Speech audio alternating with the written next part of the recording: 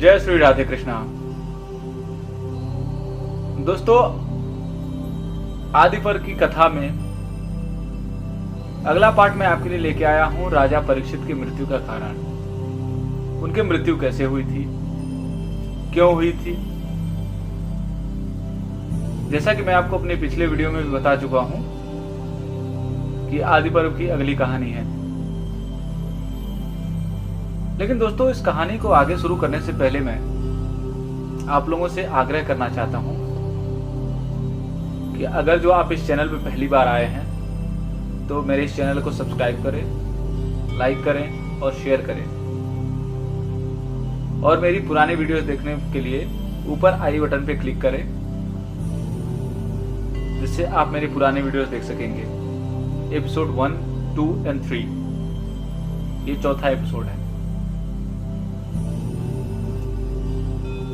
एक बार की बात है, राजा परीक्षित भी अपने पूर्वज महाराज पांडु की तरह ही शिकार के बहुत प्रेमी थे। एक दिन वो वन में निकले थे शिकार करने के लिए।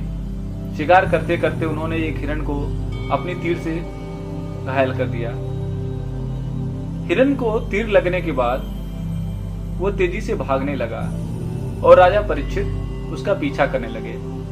भागते भागते भागते भागते वो हिरण एक झाड़ी में जाके छुप जाता है।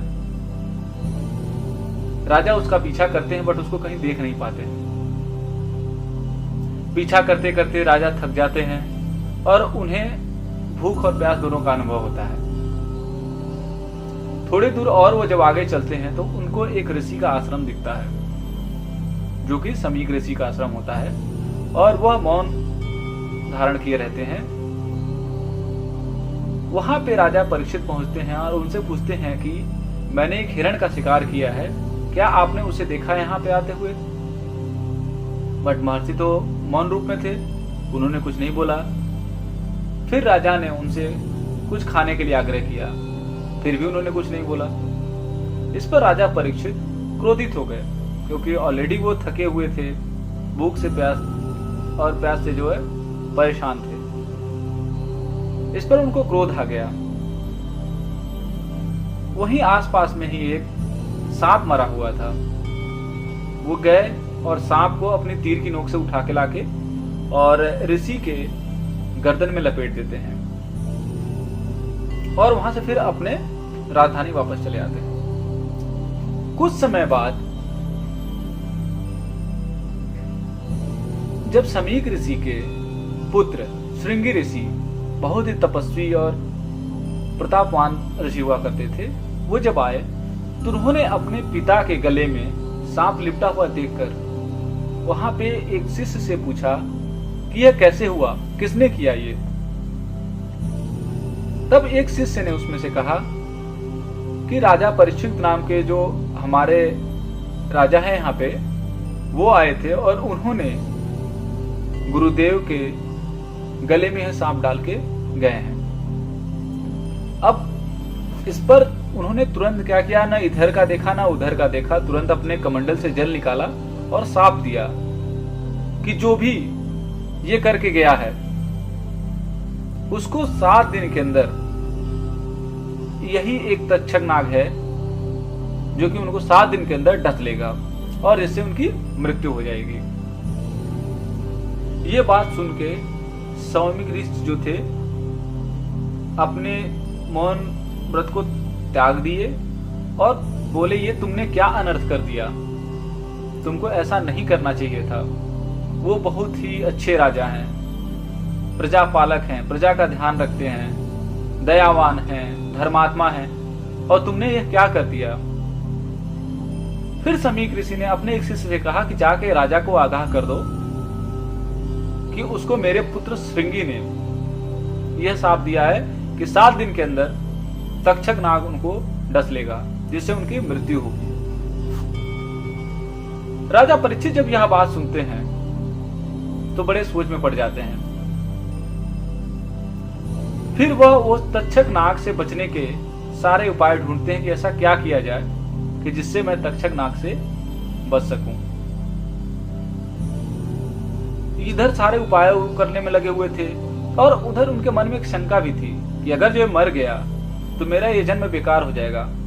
तो फिर वो भगवत कथा जो होती है, श्रीमद् भागवत कथा, उसके सुनने का ये प्राणायाम करते हैं। इधर भागवत कथा चल रही होती है, उधर उनकी सारी तरकीबें चल रही होती हैं कि कैसे तक्षक नाग के डसने से बचना है। उन्हें हर तरफ से अपने घर को सुरक्षित कर लिया। सुनने में ये भी आता है कि उन्होंने शीशे का घर बनवा लिया था जिससे कि सांप उसके अंदर ना आ पाए, लेकिन होनी को कौन टाल सकता है। फिर उन्हें अपने राज्य में एक घोषणा करवाई कि जो भी तक्षक नाग के सांप को जो उसका विष है उसको निष्फल कर देगा, उसको मुंह मांगा इनाम दिया जाएगा। धीरे धीरे ये बात फैली। उन्हीं के राज्य में एक कश्यप ऋषि नाम के महर्षि रहते थे। जब उन्होंने यह सुना तो राजा के दरबार की तरफ चल लिए, क्योंकि उनके अंदर इतना सामर्थ्य था कि वह किसी भी नाग के दंश को निष्फल कर सकते थे। रास्ते में जब वह आ रहे थे तो तक्षक को इस बात का पता चला। तक्षक उनके पास जाता है और कहता है, महात्मा आप कहाँ जा रहे हैं। उसने भी एक ब्राह्मण का रूप धारण कर लिया होता है। महात्मा कहते हैं कि आपने नहीं सुना कि राजा परीक्षित को तक्षक नाग डसने वाला है और राजा ने घोषणा कराई है कि जो भी इसका इलाज करेगा उसको मुंह मांगा इनाम दिया जाएगा। तो मैं वही इनाम लेने के लिए और तक्षक नाग के दंश को निष्फल करने के लिए राजा के दरबार में जा रहा हूं। तब तक्षक ने कहा कि महात्मा क्या आप ऐसा कर सकते हैं, क्या आपके अंदर इतनी सामर्थ्य है। तो महात्मा ने कहा बिल्कुल। तब तक्षक अपने रूप में आता है और वहां पे एक वृक्ष को वो एक दंश मारता है, जिससे कि पूरा वृक्ष जो होता है वो एकदम सूख जाता है, जल जाता है। और कहता है कि महात्मा अगर जो आपके अंदर सामर्थ्य है तो इसको फिर से हरा भरा करके दिखाइए। तब कश्यप ऋषि अपने तपोबल, अपने तेज से उसको फिर से हरा भरा कर दिया। इसको देख के तक्षक बिल्कुल अचंभित हो गया और बोला कि हाँ महात्मा जी आप तो कर सकते हैं। अब तक्षक करे तो करे क्या करे। फिर उसने क्या किया, इनको पहले लोभ दिया कि जितना धन आपको वो दे रहा है मैं आपको उतना दे रहा हूं। तब ऋषि ने कहा कि मैं आपसे क्यों लूं, आप तक्षक खुद ही हो, मैं आपसे क्यों लूं। राजा को मैं जाके बचाऊंगा तो हर जगह मेरी यश गाथा होगी और मुझे इनाम भी मिलेगा। तब तक्षक ने उनको दुगना तिगुना इनाम देने के लिए वायदा किया। इस पर कश्यप ऋषि वहां से वापस चले जाते हैं और तक्षक फिर ब्राह्मण का वेश धारण करके राजा के दरबार में आता है और राजा को जो फल जाने वाला होता है उसी एक फल के भीतर वो एक कीड़ा बन के बैठ जाता है। जब राजा को वो फल दिया जाता है तब तक्षक उसमें से निकलता है और राजा को डस लेता है, जिससे कि परीक्षित की मौत होती है। परीक्षित की मृत्यु के बाद उनका बेटा जन्मेजय राजगद्दी पे बैठता है, उनका राज्याभिषेक होता है। जब जन्मेजय को ये बात पता चलती है कि तक्षक नाग ने मेरे पिता को दंश मार के उनकी मृत्यु करी है, तब उन्होंने प्रतिज्ञा करी कि इस पूरे ब्रह्मांड से मैं हर एक नाग को, हर एक सांप को खत्म करके रखूंगा। और उन्होंने सर्पयज्ञ करने की प्रतिज्ञा की। तो दोस्तों आगे की जो कहानी है, आगे की जो कथा है कि जन्मेजय ने सर्पयज्ञ करने के लिए क्या किया, क्या वह सर्पयज्ञ पूरा हुआ या नहीं हुआ, ये हम आगे के आने वाले भाग में देखेंगे। तब तक के लिए जय श्री राधे कृष्णा।